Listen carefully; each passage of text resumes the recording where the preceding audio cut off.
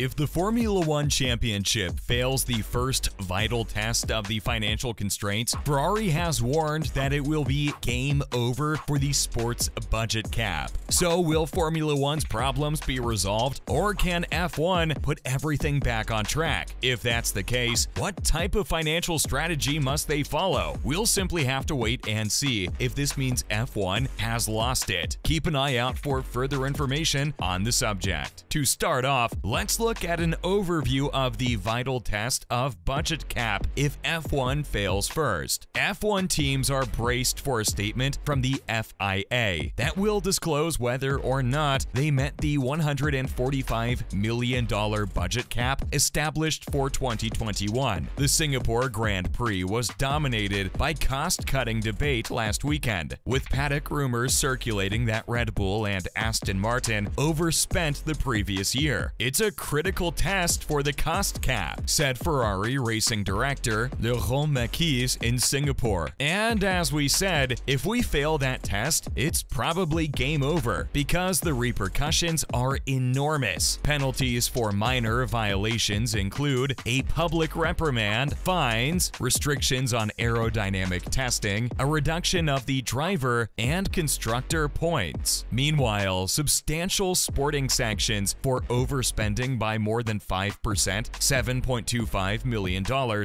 include expulsion and suspension from races. Rather than focusing on prospective penalties, Mekies feels it is more vital that F1 has a thorough grasp of the financial laws. Should we discuss fines now? Probably not, Mekies responded. I understand it's probably what the folks in the stands want to see, and we respect that. However, we are considerably further along in the process than that. Is there a breach which is perhaps even more important? Do we agree on the breached entity and as a result reaffirm the rule that everyone is following? So I think what's significant today is that the FIA completely enforces regulations as stated. After then, the consequences are a different story. Moving on, more specifics on the subject. There are no doubts in Ferrari's mind about how the regulations should be implemented. At least for us, there's no doubt about what the interpretation of what we've done is, because we've had continual talks with the FIA, and I think that's how the process is designed to be, Mekies continued. Of course, following that, you have the final check we're talking about now, that we're all waiting for, but we see the minimal potential for surprises in how we have been speaking with them non-stop over the previous 2 years. Mekies emphasized that even small overspending might give a team a competitive edge. We take it very seriously because this is a lot of lap time, he said. 7 million will be equivalent to 70 engineers. 70 engineers will provide you with plenty of lap time. That's only one example. So if you think about the power that these laws, these financial regulations have, it's probably overriding both the technical and sporting regulations at the same time. If you think about the amount of lap time that's laying into those kinds of statistics. Pretty much one of the key reasons we are hammering on transparency and severity is because if it turns out to be something that a team can wager on to get a competitive edge, then the entire system collapses, Mekies continued. Following that, let's have at other F1 popular fails. First, we have tire failure. At the 2005 US Grand Prix, several Michelin runners, including Ralf Schumacher, experienced tire problems during practice for the 2005 United States Grand Prix. As a result, the French company stated that teams using its tires would have to slow down for turn 13, the fast back to bend, since they would only last 10 laps. Of course, they could have just gone into the pits for a short switch, but back then, the regulations required a pair of tires to last the race. Michelin attempted to install a chicane at turn 13, but the FIA denied it because it would be unfair to the Bridgestone teams. As a result, before the conclusion of the formation lap, all Michelin-shod teams had dispersed, leaving only 6 starts, 2 Ferraris, 2 Jordans, and 2 Minardi. What was supposed to be a fantastic race, with Jarno Trulli on the pole, Kimi Räikkönen second, and Jenson Button third, turned out to be a farce. The fans booed and jeered, and F1 never never returned to the historic Brickyard again. It was a tremendous humiliation for F1 and harmed the sport's reputation in the United States until its spectacular comeback to Aston in 2012. What occurred during the race? Schumi won, Barrichello finished second, and a guy named Montero finished third in a Jordan. Oh, and the Minardis were the last to arrive. Some things never change, eh? Next at number 2, pay driver controversy. Pay drivers are not new to F1, but some claim that paying your way into a seat means others without deep pockets can't compete, even if they're more competent. Pastor Maldonado, for example, replaced then-rookie Nico Hülkenberg at Williams for the 2011 season, bringing much-needed funds from the Venezuelan government. The pastor had a solid record. He was the GP2 winner and did win the Spanish GP in 2012, but he was a bit crashy. There was even a web page dedicated to him crashing. Meanwhile, Hülkenberg has never achieved the prominence many believe his skill merits. While skill should always shine through, regrettably, money speaks. Just ask Mark Hines. He won the Formula Vauxhall Championship in 1995, the British Formula Renault Championship in 1997, and the British F3 Championship in 1999, defeating Jenson Button. But he never made it to F1. What happened to him? He instructs racing drivers and advises Hamilton's strange world. Moving on at number 3, Crashgate. 2008 Singapore Grand Prix. Renault F1 team executives encouraged Nelson Piquet Jr. to intentionally crash during the 2008 Singapore Grand Prix to give teammate Fernando Alonso an edge. Alonso had pitted early, out of sync with opponents. Still, a few circuits later, his teammate's collision at a black recovery area caused the safety car, pushing Alonso to the lead and ultimate victory. Nothing looked peculiar at the time, and no one expected something like this to happen. When Piquet was fired in the middle of the 2009 season, he blew the whistle in exchange for immunity, sparking an inquiry. As a result, Briatore and Simons were banned from F1, the latter for 5 years, the former indefinitely. Renault received a suspended sentence since it acted by removing Briatore and Simons. Alonso was acquitted of all wrongdoing. Following that, at number 4, during the British Grand Prix, a protester runs on the circuit. Neil Horan, a protester at the British Grand Prix in 2003, ran down the 200-mile-per-hour Hanger Straight, waving a board at cars as they swerved past him while wearing an outfit that can only be described as an elf's folk dancing outfit. He did this while wearing an outfit that he somehow managed to get onto the track while wearing it. Fortunately, no one was wounded. Catholic priest Horan, who was subsequently defrocked by the church in 2005, was taken into custody after a marshal dragged him to the ground and arrested him. But that wasn't the last we heard of Horan. He knocked a marathon runner out of the lead in the 2004 Athens Olympics, and remarkably, he made it to the second round of Britain's Got Talent in 2009, owing to his nimble Irish jig performance. We are speechless. Next up at number 5, Taki Inoue was struck by a safety vehicle. Being an F1 driver is inherently risky, and mechanical failures and racing accidents are part of the sport. And if you do end up breaking down, you can be certain that the safety crews and medical cars are on their way to assist you. On the other hand, the last thing you anticipate happening is getting run over by the same automobile that has arrived to assist you. At the Hungarian Grand Prix in 1995, Taki's car caught fire, and he had to swiftly park it and exit the vehicle before it caught on fire completely. During his attempt to retrieve a fire extinguisher to assist the marshals in putting out the engine fire, the medical car came and pushed him over the bonnet, causing him to suffer a leg injury. The irony is that he was doing quite remarkable before that. Finally, at number 6, Spygate, McLaren v Ferrari. Ferrari. This is quite a significant one, and likely there is not enough room on these pages to discuss it in its entirety. McLaren had a challenging year in 2007, as not only did it have to deal with the spectacle that was Hamilton's race against Alonso, which by the way was a lot of fun to watch, but the team was also disqualified from the Constructors' Championship. Why? The FIA found that McLaren had gained a fraudulent sporting advantage by using a dossier